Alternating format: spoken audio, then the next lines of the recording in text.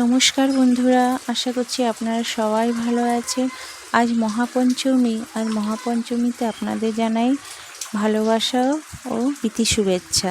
তো আজ দেখুন আকাশটা খুব সুন্দর দেখতে লাগছে, একদম রোদে ঝলমল করছে আকাশটা, কি সুন্দর পরিষ্কার দেখতে, এত সুন্দর লাগছে। আর শরতের আকাশ মানে সাদা পেঁজা তুলোর মতন আকাশটা, একদম দারুণ লাগে আমাকে শরৎকালের আকাশটা দেখতে।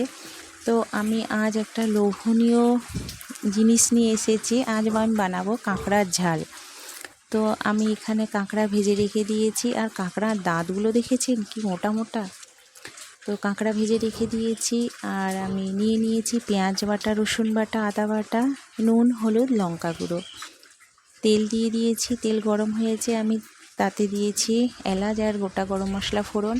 এবার আমি এক এক করে পেঁয়াজ বাটা, আদা বাটা, রসুন বাটা, নুন, হলুদ, লঙ্কা গুঁড়ো, টমেটো কেচাপ দিয়ে মশলাটা ভালো করে একটু কষে নেব।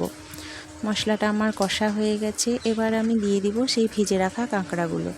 তো ভেজে রাখা কাঁকড়াগুলো দিয়ে একটু নাড়িয়ে নিয়েছি। নাড়ানোর পরে এবার আমি জল ঢেলে দিয়েছি।